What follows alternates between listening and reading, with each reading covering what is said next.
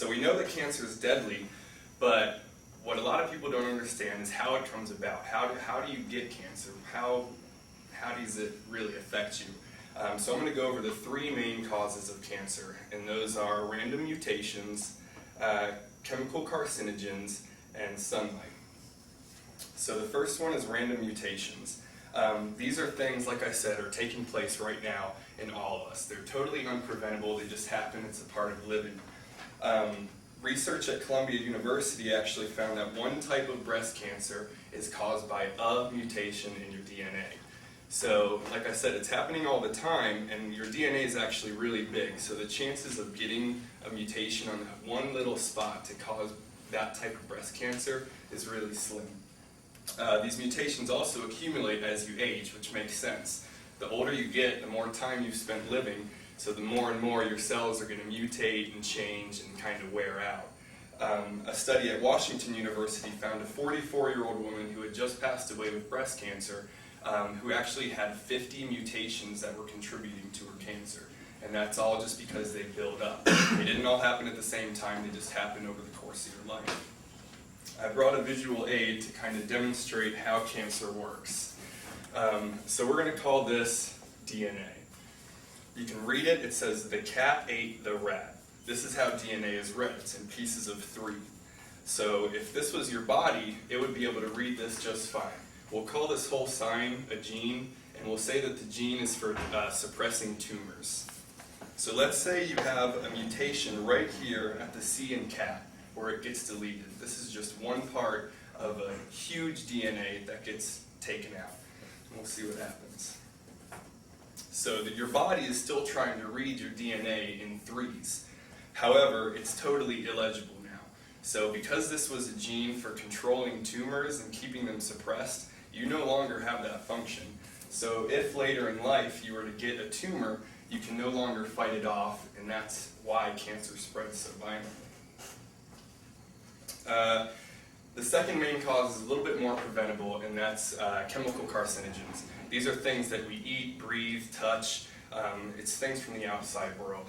The 2 most common chemical carcinogens are alcohol and tobacco, which is kind of scary because these are things that a lot of us deal with every week. These affect our DNA, leading to even more mutations. However, it may not occur, and I'm going to use an example of my grandma, who smoked a pack a day for the past 60 years, and she has never had any lung problems, never been diagnosed, and I'm sure you know a lot of people like that. No matter how one looks at the evidence, it all leads to one fact. There are too many motor vehicle accidents, deaths, and injuries involving teenage drivers. According to the National Highway Traffic Safety Administration, while teenagers make up 7% of the nation's licensed drivers, they represent 14% of all motor vehicle fatalities. The NHTSA reports that last year, 3,657 drivers aged 16 to 20 were killed in automobile accidents. In addition to killing the drivers, these same accidents took the lives of 2,384 teenage passengers. But these accidents didn't affect teenagers alone.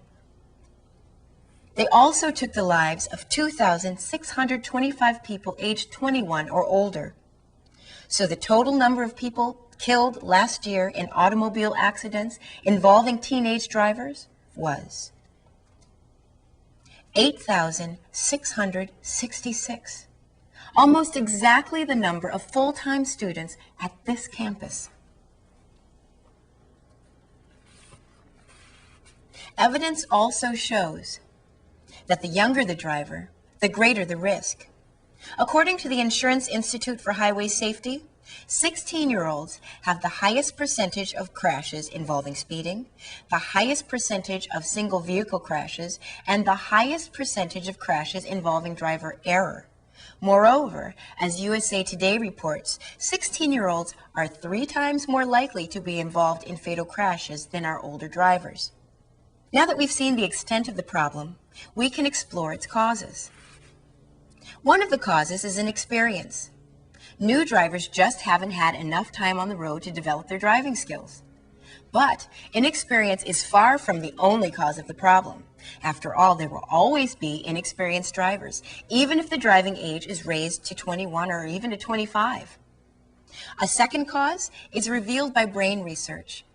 Findings from the National Institute of Mental Health show that the brain of an average 16-year-old has not developed to the point where he or she is able to effectively judge the risk of a given situation.